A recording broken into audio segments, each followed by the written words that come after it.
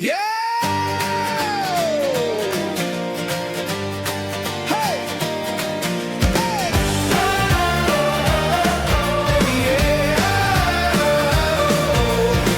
Yaya diamonds, dream chasers, we won't wait. Subscribe today before it's too late. Inspiration flowing just like the breeze. Chase your dreams and feel at ease. Be good. Be very good. Hey guys, it's me, Yaya. What's up, people? What's up? So listen, I am feeling better. I have implemented so many different amazing things, especially after my surgery, and I'll go into that another time. But we're not going into that right now because we have a guest on the show, and I have Dr. Alexandra, right? And I want to make sure I say this right? Yes, Gajer. That Gaia. And yeah, so I would get your last name wrong again. Yes. But thank you so much for joining me again. Today we're going to be really, really hyper focused, right, on hormones. Am I right or am I wrong? Because Absolutely. I think that is like that right there. A lot of people don't realize how much hormones really do make you gain or lose weight. And sometimes it's really not about your diet because there's a lot of people that don't eat a lot and they still gain a lot. So I think that's, and even men, but mostly women because that's what our bodies are pretty much going to do.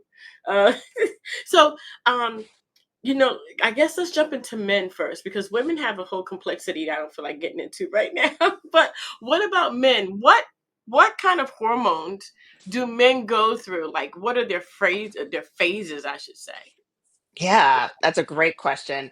And I think for both men and women, we when we think of hormones, we often think about what are called sex hormones, which is estrogen, progesterone, testosterone. Those are the hormones that sort of I swear I govern. didn't think about that. I swear, sex was not. I mean, sex hormones are not on my mind. Yeah, absolutely not. But hormones are actually the foundational hormones are not our sex hormones. So insulin is a hormone, cortisol, the stress hormone, is a hormone, thyroid is a hormone.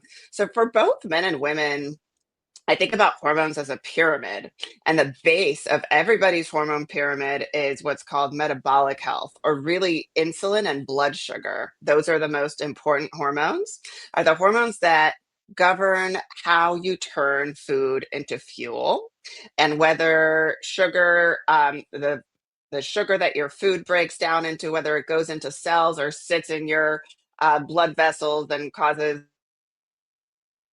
disease, all kinds of issues there. So insulin is probably the foundational hormone for all people, men and women.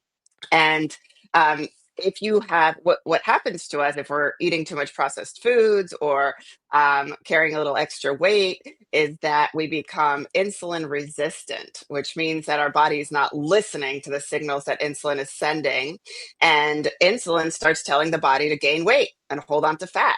And that can happen whether you're a man or a woman, and it can happen for a lot of reasons, like eating a lot of processed foods and not really thinking about what we're putting into our bodies.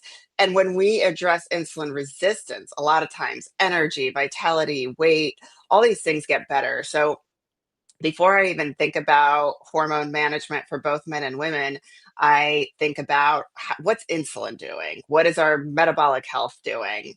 And then we can build upon that. And the next hormone that I care about, that's the same for both men and women, is cortisol, which is our stress hormone. And again, in our current landscape of everybody, working, hustling, there's a lot of people with dysfunctional cortisol, which can also lead to weight gain. It can lead to sleep wake disturbances where you're not sleeping well at night, where your energy is poor, where you feel tired and wired at night.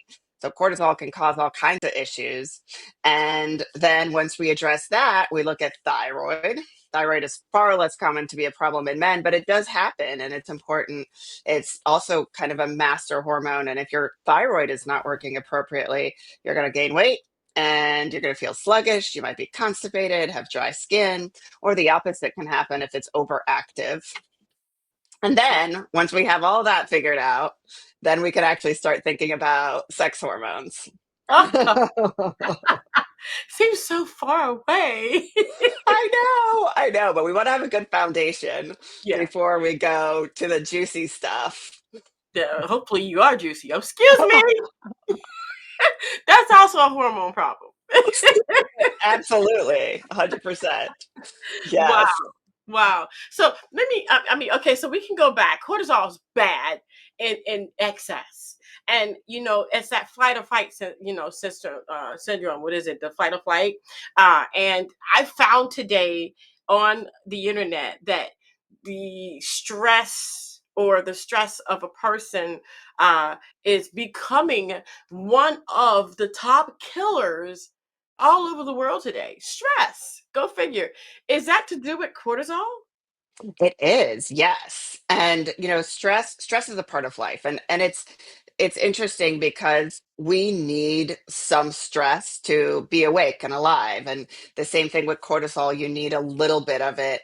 But because we live in a world now where we're constantly available, we're connected to these devices, or there's notifications going off, where at least 40, 50 years ago, we could completely disconnect. After you finished your job, no one could reach you and pull you back in. And we're so connected to news from all over the world. We're so connected to notifications that it's a low level of stress that's just sort of eating at us all the time. And cortisol needs to be in its sweet spot. If it's too high, you're going to get high blood sugar. You won't be people, particularly with high cortisol at night, feel tired but wired. Where you really want to go to sleep, you're tired, but your body is just buzzing. And that means your cortisol is just not coming down the way That's it should. functioning. Yeah. So, Yeah. and a lot of times after a period of severe stress, or a very high demanding job, I see a lot of men and women who will lead to burnout, where the cortisol is actually very low. And we have to use supplements and nutrients to teach the body how to produce a normal amount of cortisol again. Because if you don't have enough cortisol, you're really tired. A lot of men and women feel exhausted if the cortisol has gotten to that point where it's so low that you don't have the motivation to kind of go out and live your life. Wow. I absolutely love disconnecting. It can't be that simple, though. I mean, seriously, is it that simple just to lower your cortisol if in fact you have a normal functioning level and all of a sudden it goes up because of stress? Not the people with lower, but I mean talking about us, me. Yeah. Is it that simple just to lower the cortisol by disconnecting? That's a great question. So I think it really depends on the person. Mm, So, what we want to do is activate something called the parasympathetic nervous system, which is our rest and digest system. It's the opposite of fight and flight. And the way, some people enjoy yoga and meditation to do that. Some people enjoy light exercise, walking. Being in nature really activates that system and lowers our cortisol. Connection, mhm. having a community of people that you feel connected to, going out and socializing. That is a great way to a warm bath or a shower. But all the things that, intuitively you kind of know that they calm you down, but it's happening within your body. That rest and digest system gets turned on when you're doing an adult coloring book, or you're connecting with someone you love, or you're taking a walk in nature. Um, but when people are really busy, most of the time there's this impulse to not short circuit that busyness. You just want to kind of get things done and keep going and going and going.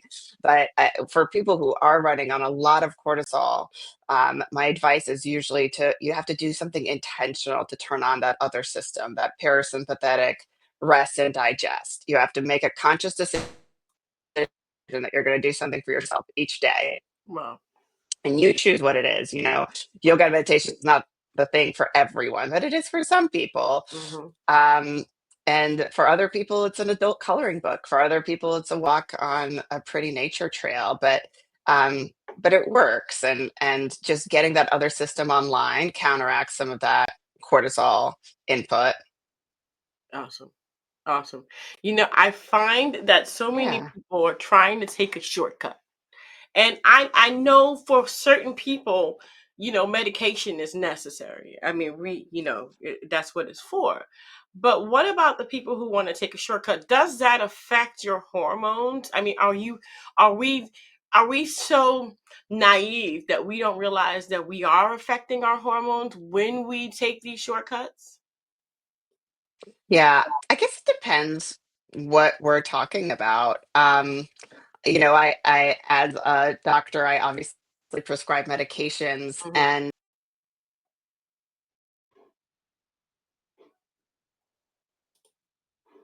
And then, okay, now. okay. Yeah, so that's a great question. Medications, I think, are sometimes appropriate, but they're really just icing on the cake.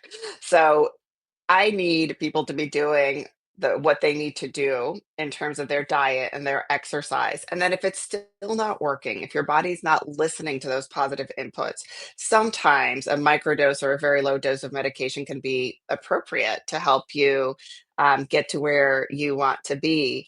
But I don't think that it's a good idea to take medications to kind of shortcut the inputs that you need to give your body to work appropriately. So it's basically like if you take medications and you don't do the other things, it's like tuning up the engine but not having wheels on your car. So we Ooh, got to get wheels on your car first. And that means that I need you to be eating whole foods that nourish your body, that give you the fuel that you need to function at your optimal level. And this doesn't mean that you have to be perfect. And I think that's what people are afraid of, that they'll have no joy in their lives and they have to be perfect all the time and there can never be a time for celebration. I don't think that's the case, but and it depends what your goals are. I think if you want to lose weight, if you gain energy, you'll have periods of time where you want to eat well 85% of the time. um, but it depends what phase of life you're in. But the inputs are important. The diet and exercise, the sleep, the stress management, those are things that only you can do and your doctor can't do for you, or anyone else can't do for you. wow. I mean, you're so right. Because implementing exercise makes you feel better. I mean, I know when I'm medicated, I don't feel completely me. I feel medicated, but when I'm exercising, when I'm doing my resistance training and weight loss, weights and the trampoline, surprisingly, that thing burns. It's like my legs hurt, you know. So I mean, putting all of that in there, I believe that even if you're not losing weight, you can't really, and correct me if I'm wrong, you can't really determine the wellness and the stability of a person by looking at their weight. Am I wrong or am I right? I mean, they could be Oh, in not at all. cardiovascular health, they could be great, but they're just heavy. Am I wrong? No, you're not wrong at all. And there are a few physical markers that are important. And but I do look at body composition, Mhm. which gives us an idea of how much muscle mass you have and how much fat you're holding on your body. And then we have a machine that also tells us the amount of visceral fat you have, which is fat around your organs, versus subcutaneous fat, which is fat that's right under your skin. The fat around your organs is the dangerous kind that will make you metabolically unhealthy and put you at higher risk for heart attacks, strokes, dementia, cancer. Whereas the fat under our skin is a little bit less dangerous. Also, waist circumference is really important for both men and women. Much healthier to have a bigger lower half than a bigger waist. So where you carry your weight is important. Yeah, yeah, definitely. I went to the doctor because after I had the hysterectomy, they told me that I needed a blood test. And then she told me, well, um you have a little bit of a fatty liver. She said, but that's normal because you just got you couldn't work out, first of all, before the hysterectomy. You were having issues, pain and stuff, so you couldn't work out.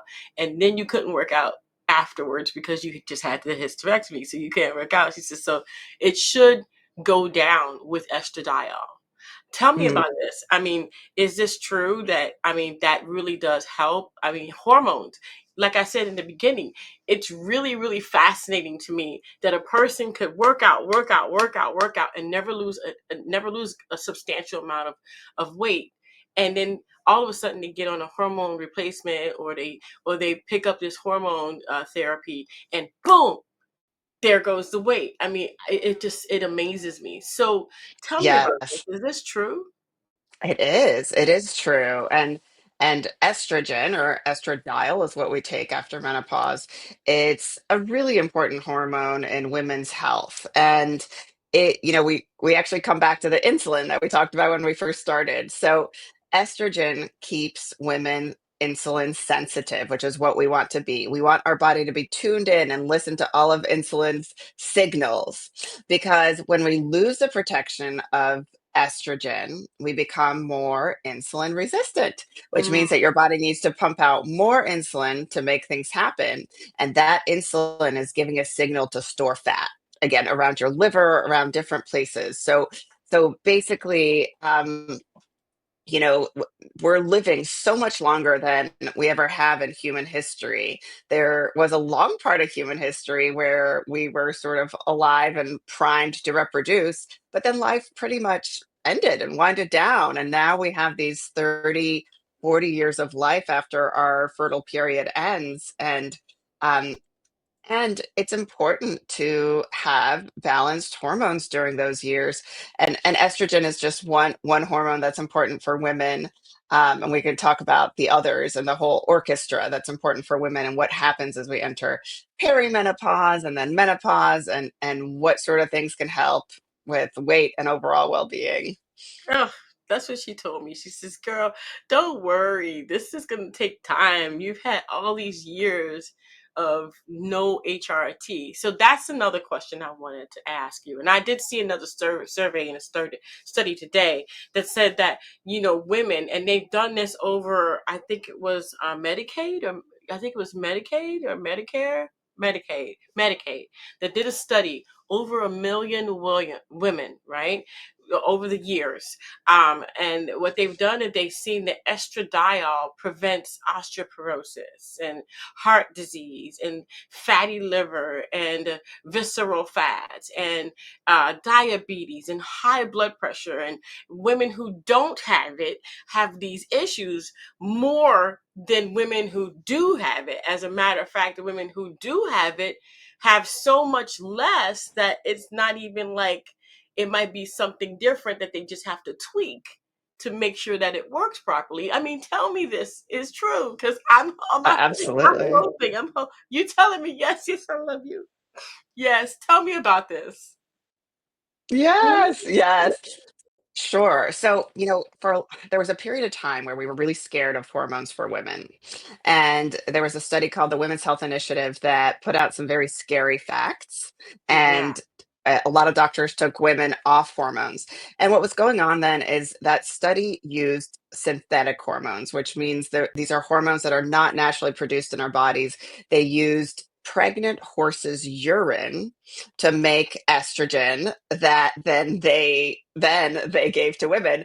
And surprise, surprise, we got a bunch of cancers, heart disease went up. And that is not estradiol.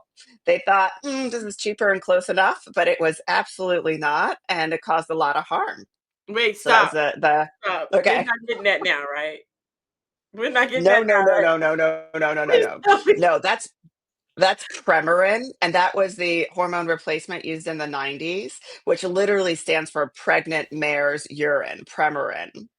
Um, and that's what the studies were done with, and they showed some very, very concerning results. Now we've started using bioidentical estradiol, which means that it's exactly the same as your body makes. And that it shows exactly what you're talking about. So, and I want to put this a little bit into context. So, as our fertile years wind down, the first thing that happens is we start losing some progesterone. So, progesterone is a calming hormone. Progesterone is a really important hormone for our brains and our nervous system.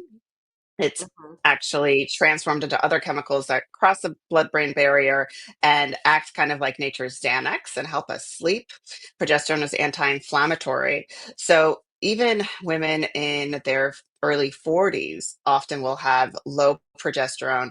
Progesterone is also made of similar structures that cortisol is. So if you've had a period of high cortisol, it's much more likely, if you've been very stressed, it's more likely that you have low progesterone. We used to think that progesterone was only to protect the uterus from some of the effects that estrogen has on the uterus, but now we know that progesterone is actually really important for mood stabilization, anxiety, sleep.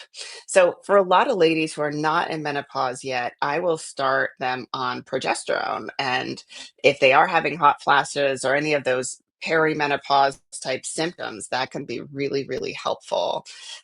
Also, there's a lot of women who are diagnosed with autoimmune disease in their 40s, in particular, or when they start producing less progesterone. And that's because we lose some of that protection against inflammation.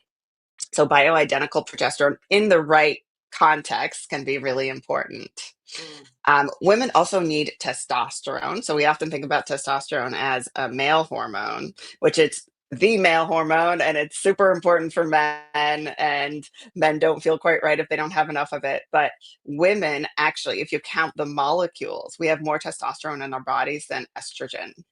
And the testosterone is very important for drive. And a lot of people think about it for sex drive, but drive is a lot more than that. Drive is the drive to do your job, to be a good parent, to be social, just sort of that drive to get out and live your life. And um, I saw a woman today whose testosterone was not calculable. It was so low that they couldn't count it in her blood, Oh and my she was God. really suffering. Yeah, and that's not that unusual. And again, there's a lot of reasons for it: environmental toxins, processed foods, not enough movement. Um, but low testosterone can be a big issue. I always try to fix testosterone progesterone if it's the right thing for the woman who's sitting in front of me. And then estrogen, we usually begin after you've actually reached menopause. So that means 12 months without a period, 1 year, you've passed the gate, and then estrogen usually is low enough that we can start giving you bioidentical estrogen. And we have extremely promising trials on bioidentical estrogen. The earlier you start, the better. And Yeah. it absolutely protects your bone health, your brain health, your heart health. You know, there are people who shouldn't take estrogen. Some women with very high risk of breast cancer, some gene mutations, some personal history of breast cancer, women who've already had a stroke or a heart attack. Sometimes, if you already have disease in your blood vessels like that, then estrogen can worsen it or light a little bit of a fire there. So, again, it's really important to work with a doctor who knows you and understands your medical history and can make recommendations based on your physiology and your body. Wow. That is just a lot.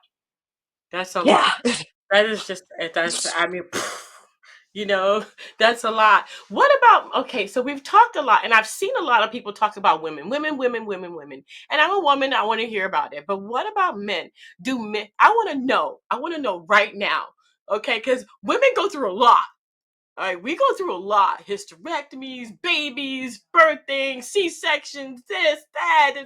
Come on, what about men?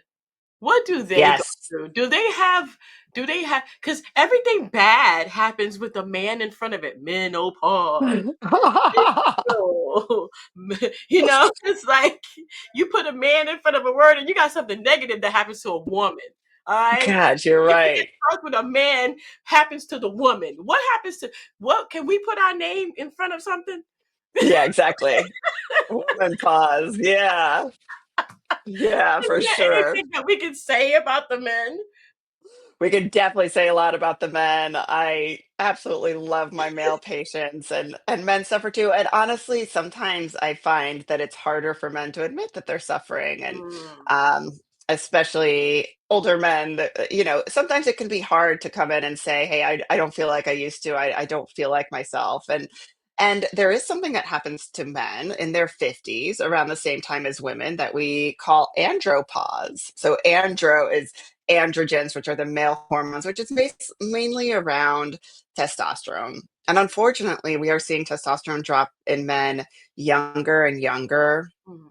A lot of that has to do with microplastics, with environmental exposures. But there was recently a study that showed that the average testosterone level of a 35-year-old now is what the average testosterone level of a 60-year-old was 20 years ago. So our 35-year-olds are walking around with testosterone levels of what a 60-year-old would have had 20, Oh, 40 years ago. And I think that's because our environment has changed so much. So men often experience that change in body composition where it's harder to put on muscle, less drive, mood changes where men become more irritable, a little more depressed. So there can be sleep disturbances, and there can be changes in cholesterol levels, all these things. So um, I think that, it's a challenge of its own when men seem to lose their vitality and don't know where to turn to. And although testosterone is very important, I try to address whole body health. So again, if I need you to eat well, I need you to exercise, I need you to prioritize sleep. I can give you the support to make those things easier. I check your vitamin levels, make sure that you're not insulin resistant, that your thyroid's working well, that you have enough growth hormone. There's a multitude of things that we can check and optimize, but very low testosterone levels can be pretty detrimental to men in a lot of ways. wow. And you know what? I wouldn't want my name on there. I wouldn't want women on the front of that. I'm good. It's not women. 'Cause, I don't want to be responsible for that. You know what I No, mean? no, no, no, no. But that is We that have is nothing that to is do with that. no, no. That's very interesting. Very interesting. And and you're right that some men, they got that macho complex that they don't want to say what's going on with them. They just want to come in and say, I don't know. I don't know what's wrong with me. I have no idea. Right. But Yeah, I think a lot of men feel like they should fix it themselves. Like it's their exactly. Oh, there's responsibility to some fix it. And if they can't fix it, and I think some of that is our culture too. We haven't taught men to ask for help very well. no, we haven't. We have not. We have not. Wow. Well, this is just amazing. So HRT is not only for women, but it is also for men. And men go through a certain kind of decrease as well as women, not as dramatic. Okay. But they do go through it. My gosh. My goodness. Let me ask you, is exercise 90 or 80% of the battle? Because and diet, exercise and diet, I find that with exercise and diet I feel better, I look better, I'm really conquering and accomplishing a lot of different goals that I really really wanted to accomplish. Even if I don't exercise for 2 or 3 days, I still feel great. Is that, like I said, is it 80, 90%? What is the percentile roughly, with that battle of, okay, hormone and exercise and diet? Okay, you're putting me on the spot. This is a hard question. I don't know if I can give you an exact number, It's not but right. let me It's tell you this, like an estimate. Like, an estimate. I think is it you're right. important? Is it Yeah. more important Yes. than, you Yes. know what I mean? So exercise and diet is foundational. Again, it's like tuning up your engine without having any wheels if you don't have the exercise and diet portion tuned in. Now, I'm hedging a little bit just because different people are coming in with different genetics, different chemical exposures, and some men will have are kind of doing things right, but because of their genetics or their history or they're having setbacks that others don't. But let me say this, that exercise, that there was also a study that looked at the effect on exercise on multiple things like developing chronic disease, your energy, quality of life. Exercise outperforms any drug ever invented in history of medications or supplements. Oh my So god. So you are so right that exercise is magic. That's not to say that it'll cure and fix all your problems immediately. And sometimes we do need help and support and somebody who can understand what the body's doing. But um, the other study that I was talking to someone about today is muscle. You know, we talked about this the last time I was on with you, how muscle is an organ and it sends positive chemicals to the rest of your body when you have healthy muscles. It sends those happy signals to lower your inflammation and just make you feel better. But also there was a study that looked at a whole bunch of uh, factors that might predict who will survive cancer. Mm. And the number one predictor when you get cancer of whether you'll survive or not is the amount of healthy muscle mass you have going in. It's not your BMI, it's not your fat, it's Wow. not the number one predictor Say was that how again. much healthy muscle. Number Say one that again. predictor, number one predictor of if you will survive a cancer diagnosis is the amount of healthy muscle you have going in. It's also one of the highest predictors of brain health and not getting dementia. So muscle is absolutely magic, and eating enough protein, doing some resistance training, taking care of your strength is one of the most important investments that you'll make in your health. I'm done. I'm done. I'm done. I'm done. I'm done. What else can you say? I mean, okay, so I have to say this. In all love and respect and love, go do some weights. Just go do some weights out of love. I'm not I'm not trying to be facetious. I'm not trying to be mean. I'm not trying to body shame. You can be big and have healthy muscle. I don't think that weight really encompasses who you are. You know what I mean? I think it's I think it's society that does that to us. You know, it makes us feel bad. Oh, she's heavy, she's big, she's whatever. But if you have healthy muscle, if you're lifting weights, if you have resistance training, then you do have muscle. And muscle burns fat, and maybe it takes longer for you to burn the fat, or you just never will. Maybe it's hormonal. But if you have the muscle, then like the doctor said, you have a greater chance of survival when things come your way. My gosh, that makes that makes me not want to be lazy. Yeah, for sure. And that puts a lot of control in your hands, you know, and I love Exactly. what you said. Absolutely. And I think that, like, you know, diet culture, especially from the 90s and 2000s, was all about skinny and thin. And, um, you know, I rewatched the movie Mean Girls with my son recently. And it's so funny because they're all like counting calories and doing all these things. Um, and I'm so happy that we're not living in that world anymore. But so many people were influenced by this era where everything was about eat less, move more, try to get as little calories, fat free everything. And now, I mean, my message is I want you to nourish your body. I don't care about, you know, all that stuff. I want you to build yourself up. We're not trying to be skinny. We're not trying to Mhm. lose as much as possible, but exactly what you said, you know, build your muscle. If you invest in building muscle, if you invest in putting nutrients in your body, if your grocery trip is a hunt for nutrients, whether that's from vegetables or healthy meats or nuts or whatever, you know, you're not going to get it from processed foods. But I Right. want people to we're not trimming down anymore. We're building up. And if you focus on really building yourself up and nourishing yourself, you will have a healthy body. Yeah, I never fit in with that either. I mean, think about it. It was really skinny and a flat butt. I never had a flat butt. I never did fit in. Okay, they used to call me bubble butt. Well, that's a very positive thing Well, nowadays. nowadays people are paying money for a bubble booty, and they're Or getting sick. 100%. I don't got a I butt. I've always had a bubble booty, so there you go. Good for you. Yes. And Yeah. I didn't want to fit in. I mean, who would want to starve themselves? I like ice cream. Crazy. I know, exactly. I Yeah. like So I think chocolate. we're heading in the right direction, Yeah. but God, there was so many bad signals for so Oh, long, wow. especially for women about how small we need to make ourselves to sort of fit Yeah. into the world. I just want to be healthy. I want to be healthy. Yeah, I want to build my muscle. I want to eat right, and I want to live a healthy life.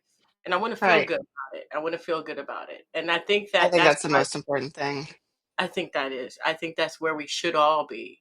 And then if something is wrong and we've done everything that we can and we still don't see the results, we know it's hormonal, then we can get with a doctor like yourself. How can Yes. people reach you? Yeah, so the best way to reach us is to go to the website, which is thegajerpractice.com, um, spelled Gajer. And there's a button on there to book a free introductory call.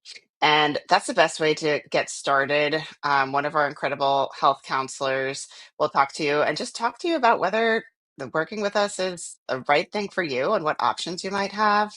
Um, but yeah, that intro call is free, no pressure, and it's just kind of getting to know us, getting to know you, and um, figuring out what we can do to get you healthier, and um, what we can do to get rid of some of the roadblocks to true health. Yeah, yeah. I think that is very, very important, regardless. So even if they're not in your city, you can still help them. Yes, Yeah. with some limitations. Hmm. Yeah, if with hormones and some types of treatments, I may need to work with your local doctor. Hmm. But I do health coaching throughout the country, and we can usually get you on the right path. I hear you. I hear you. I think getting on the right path is important. And I have white coat. I know I have white coat. And if I get with a doctor that I'm not comfortable with, my blood pressure automatically goes Mhm. up when I go to the office. Yeah, And I've had to dump a few doctors because all they want to do is medicate you.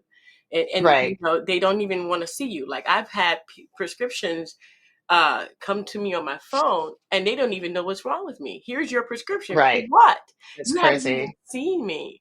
That scares me. So I do suggest that people get seen, and I Yes, for think that sure. working with the local doctor, if you guys feel very comfortable with Dr. Geyer here, go ahead and give her a call.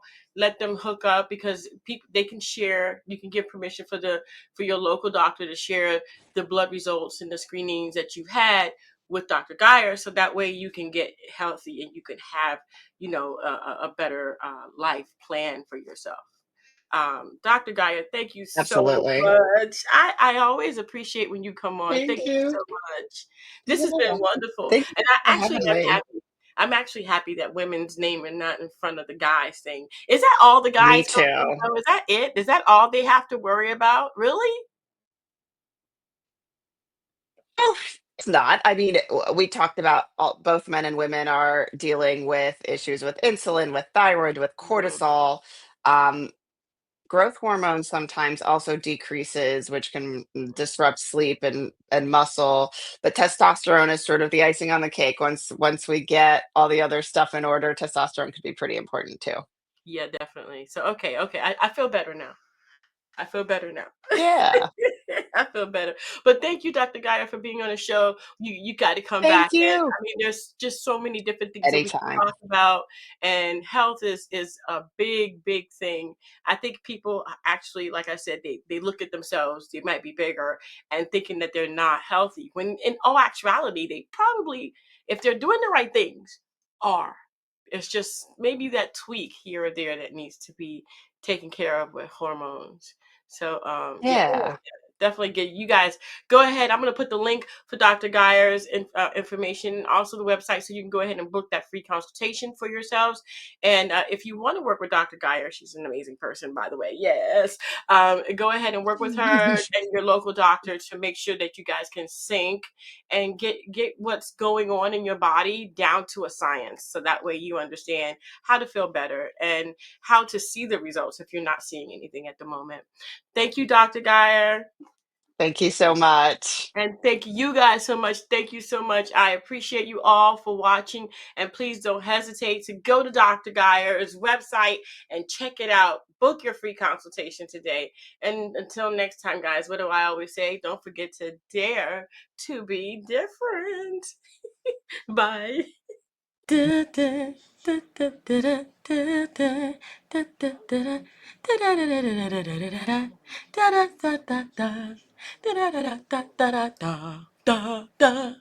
Thank you for watching.